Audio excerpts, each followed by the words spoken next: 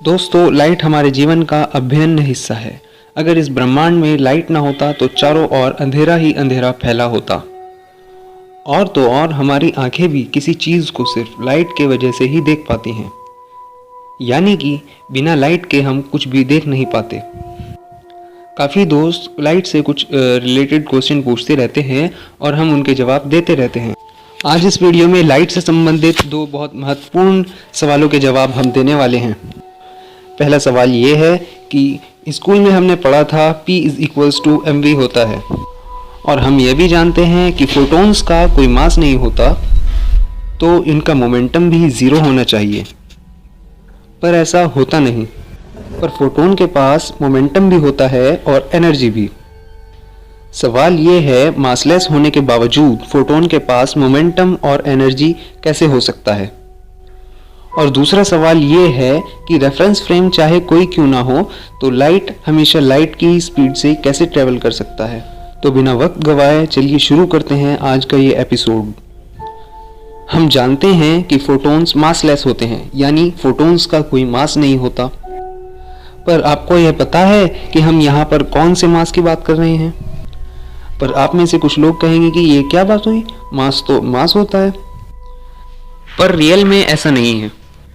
जब भी हम तेज़ गति से चलने वाले फोटॉन्स जैसे पार्टिकल की बात करते हैं, तो वहाँ स्पेशल रिलेटिविटी के प्रिंसिपल लागू होता है। और स्पेशल रिलेटिविटी के अनुसार ऐसे ऑब्जेक्ट्स के दो मास होते हैं, एक रेस्ट मास और दूसरा रिलेटिविस्टिक मास। और ये दो मास क्या होते हैं और क्यों होते हैं, अगर आप ये जानना चाहते हैं तो वीडियो के नीचे कमेंट कर दें। मैं इसके ऊपर आने वाले टाइम में वीडियो बना दूंगा। फिलहाल मैं आपको यहाँ बताना चाहता हूँ, जब भी हम किसी ऑब्जेक्ट की बात करते हैं तो हम वहाँ पर रेस्ट की बात करते हैं, और ये मास हमेशा सेम ही रहता है, यानी कि ये बदलता नहीं है। तो जब भी हम ये कहते हैं कि फोटॉन्स मासलेस होते हैं, तो हम ये कह रहे होते हैं कि फोटॉन्स का रेस्ट मास ज़ीरो है। पर अगर हम इसके रिलेटिविस्टिक मास की बात करें तो वह ज़ीरो नहीं होता। फोटॉन्स के मास के बारे में हम अगले एपिसोड में विस्तार से जानेंगे। आइए अब हम मुद्दे की बात पर आते हैं। स्कूल में हमने पढ़ा था P = mv होता है, जिसमें P मोमेंटम होता है और m मास होता है और v वेलोसिटी होता है। क्लासिकल फिजिक्स के अनुसार ऑब्जेक्ट का मास ज़ीरो हो तो उसका मोमेंटम भी ज़ीरो होना चाहिए। इस हिसाब से फोटॉन्स का मोमेंटम भी ज़ीरो होना चाहिए, क्योंकि इसका मास भी ज़ीरो होता है। पर क्या फोटॉन्स का मोमेंटम वाकई में ज़ीरो होता है? जी नहीं, फोटॉन्स का मोमेंटम ज़ीरो नहीं होता। तो सवाल ये उठता है कि ऐसा होना कैसे मुमकिन है। आइए जानते हैं। दरअसल जिस मोमेंटम के फॉर्मूले को आप आधार लेकर फोटॉन्स का मोमेंटम आप ज़ीरो कह रहे हैं, वो केवल भारी और स्लो ऑब्जेक्ट्स पर ही लागू होता है। मोमेंटम का ये फॉर्मूला केवल उन ऑब्जेक्ट्स पर ही लागू होता है जिनकी स्पीड लाइट की स्पीड से केवल 10% ही सीमित हो। फोटॉन जैसे तेज़ रफ्तार से चलने वाले पार्टिकल के लिए ये फॉर्मूला काम नहीं करता। ऐसे तेज़ रफ्तार से चलने वाले ऑब्जेक्ट के लिए हम अलग फॉर्मूले का इस्तेमाल करते हैं, जिसमें मास का कोई रोल नहीं होता। यानी ऐसे ऑब्जेक्ट्स में बिना मास के भी मोमेंटम हो सकता है। आइए पहले जानते हैं इस फॉर्मूले के बारे में, और फिर जानेंगे कि ऐसा होना संभव कैसे है। दोस्तों, आप आइंस्टाइन की इस मास एनर्जी की इक्विवेलेंस इक्वेशन E = mc² को तो ज़रूर ही जानते होंगे, जो हमें बताता है कि मास और एनर्जी में कोई अंतर नहीं, कि मास एनर्जी बन सकता है और एनर्जी मास। पर क्या आपको ये पता है कि ये पूरा इक्वेशन नहीं है, ये तो बस एक स्पेशल केस है। दरअसल इसका पूरा इक्वेशन ये है, E² = p² c² + m² c⁴। इस इक्वेशन में E टोटल एनर्जी है, P पार्टिकल का मोमेंटम है जो कि इसके मोशन से संबंधित है, और C लाइट की स्पीड है, और M पार्टिकल का मास है, और बेहतर होगा कि हम ये कहें कि m उसका रेस्ट मास है। ये इक्वेशन पार्टिकल की एनर्जी और मोमेंटम की रिलेटिविस्टिक डेफिनेशन से डेराइव होता है। दोस्तों, मैं इस इक्वेशन को यहाँ डेराइव करके आपका वक्त बर्बाद नहीं करूँगा। अगर आप चाहते हैं मैं इस इक्वेशन को डेराइव करूँ तो प्लीज़ कमेंट बॉक्स में डालें, मैं इसको आगे आने वाली वीडियो में आपको ज़रूर डेराइव करके दिखा दूँगा। तो वापस आते हैं इस इक्वेशन पर। यह हमें बताता है किसी पार्टिकल का टोटल एनर्जी उसके मोमेंटम एनर्जी और मास एनर्जी का कॉम्बिनेशन होता है, और इसका मतलब यह भी हुआ कि किसी पार्टिकल के पास मोमेंटम होने के लिए मास का होना ज़रूरी नहीं है। चलिए आगे बढ़ते हैं।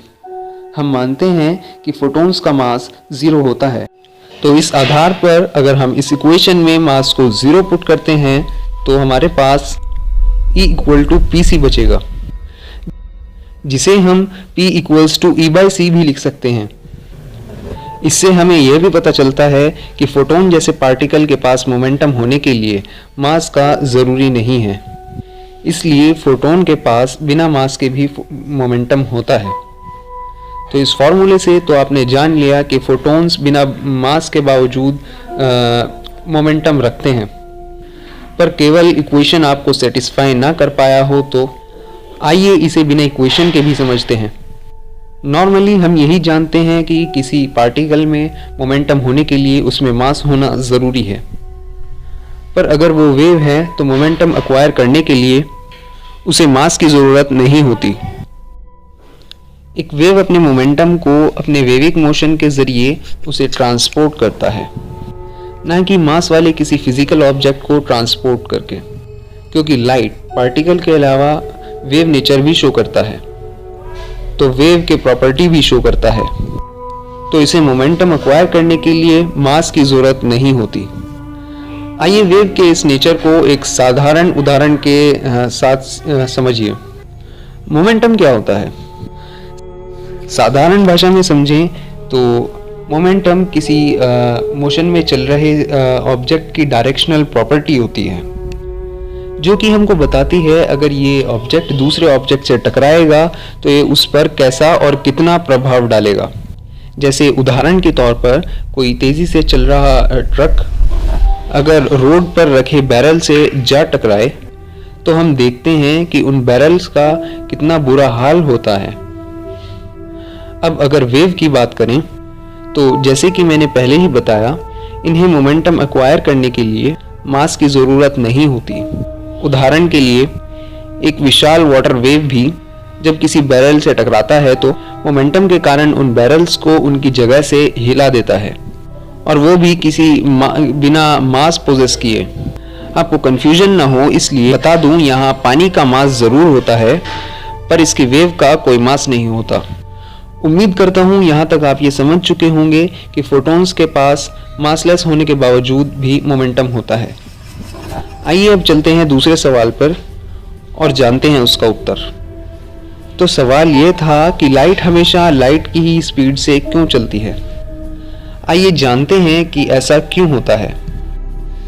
इस वीडियो के शुरू में जिस इक्वेशन के बारे में हमने बात की वो था E² = P² C² + M² C⁴ और मान लीजिए कोई ऑब्जेक्ट है जिसका मास 0 है और वो रेस्ट में भी है। रेस्ट में होने की वजह से उसका मोमेंटम भी 0 हो जाएगा। इस इक्वेशन में अगर हम मास और मोमेंटम की वैल्यू हम 0 कर दें तो हमें टोटल एनर्जी भी 0 ही मिलेगा। पर हमें यहाँ मज़ेदार सिनेरियो देखने को मिलता है कि यहाँ पर कोई ऐसा ऑब्जेक्ट एग्जिस्ट कर ही नहीं सकता जिसका मास भी 0 हो और एनर्जी भी। इसलिए इस ब्रह्मांड में कोई भी ऐसा ऑब्जेक्ट एग्जिस्ट करता हो जिसका मास 0 हो तो वो कभी भी रेस्ट पोजीशन पर रह नहीं सकता। फोटॉन्स पर भी बिल्कुल यही सेम प्रिंसिपल लागू होता है। इसलिए हम चाहे कोई भी रेफरेंस फ्रेम क्यों ना लें, ये कभी भी रेस्ट में नहीं रह सकता। तो अगला सवाल ये उठता है कि अगर ये कभी रेस्ट में नहीं रह सकता तो ये किस स्पीड से ट्रैवल करेगा। और हम जानते हैं इस ब्रह्मांड में किसी भी ऑब्जेक्ट की सबसे ज़्यादा स्पीड जो हो सकती है वो है c। किसी भी ऑब्जेक्ट की अगर स्पीड c से कम हुई तो हमेशा ये पॉसिबिलिटी रहेगी कि कोई दूसरा ऑब्जेक्ट भी उस स्पीड को प्राप्त कर ले। अब अगर फोटोन सी की स्पीड से कम स्पीड पर ट्रैवल करने लगे तो कोई और ऑब्जेक्ट अगर उस स्पीड से चल रहा हो तो उस ऑब्जेक्ट के रेफरेंस फ्रेम से फोटोन रेस्ट पोजीशन पर दिखाई देगा। ठीक बिल्कुल वैसे ही जैसे दो गाड़ियां सेम स्पीड से चलती हैं तो उन दोनों गाड़ियों पर मौजूद लोगों को एक दूसरी गाड़ियां रुकी हुई जैसी दिखती हैं। पर हमने अभी देखा कि कोई भी ऑब्जेक्ट जिसका मास 0 हो वो कभी रेस्ट में नहीं रह सकता, चाहे रेफरेंस फ्रेम कोई भी क्यों ना हो। इस ब्रह्मांड में केवल एक ही स्पीड ऐसी है, अगर कोई ऑब्जेक्ट उसको अचीव कर ले तो वो हर रेफरेंस फ्रेम से उसी स्पीड से चलती दिखाई देगी, और वो स्पीड है इस ब्रह्मांड की यूनिवर्सल स्पीड c। और इसीलिए लाइट हमेशा इस ही रफ्तार से चलती है। और लाइट ही क्यों, कोई भी ऑब्जेक्ट जिसका मास 0 हो वो हमेशा इस ही स्पीड से चलेगी। तो आज के इस एपिसोड में बस इतना ही, and thank you for watching.